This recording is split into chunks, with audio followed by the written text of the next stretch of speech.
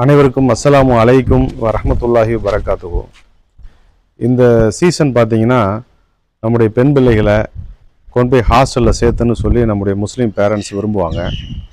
அதில் பெரும்பாலும் தீனியாத்தும் இருக்கணும், நல்ல ஒழுக்கமும் இருக்கணும், படிப்பும் இருக்குன்னு விரும்புவாங்க.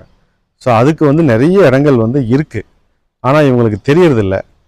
அதாவது இப்போ இந்த இடத்துக்கு வந்திருக்கிறோம். இங்கே பார்த்தீங்கன்னா பாருங்கள், இது நிஸ்வான் மதரசா, பெண்கள் மதரசா. அது ப்ளஸ் இங்கே தங்கிக்கிறாங்க. தீனியாத்து முபல்லிகா பட்டம் எல்லாத்தையும் கொடுத்துட்றாங்க. பக்கத்துலேயே கவர்மெண்ட் ஸ்கூல் ஒன்று இருக்குது. அந்த கவர்மெண்ட் ஸ்கூலும் இவங்க தான் மேனேஜ்மெண்ட் பண்ணுறாங்க. 6th இருந்து 10th வரைக்கும் படிச்சுக்கலாம். கேர்ள்ஸும் படிக்கலாம், பாய்ஸும் படிக்கலாம். கேர்ள்ஸுக்கு இங்கேயே மஸ்ஜித் இருக்குது, பள்ளிவாசல் இருக்குது, தொழுதுக்கலாம். இங்கே பூரா கிளாஸ் ரூமு, இங்கேயே சாப்பாடு எல்லாமே கொடுத்துட்றாங்க. சாப்பாட்டுக்கு மட்டும் மாதத்துக்கு 3000 ரூபா ஃபீஸு சார்ஜ் பண்ணுறாங்க.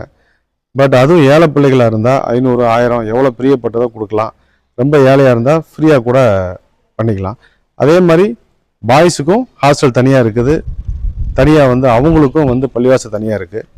இதே மாதிரி இங்கே ஏழைகளை பூரா சேர்த்திக்கிறாங்க. பட் இன்னொரு இடத்துல பார்த்தீங்கன்னு சொன்னால் அந்த தகப்பன் இறந்துருக்கணும், மௌத்தா போயிருக்கணும். அப்படி இருந்துச்சுன்னா எத்தியமான அந்த பிள்ளைகளாக இருந்தால் அவங்க அதை சேர்த்துறாங்க, சாப்பாடு ஃப்ரீயாக கொடுக்குறாங்க, நல்லா படிக்க வைக்கிறாங்க.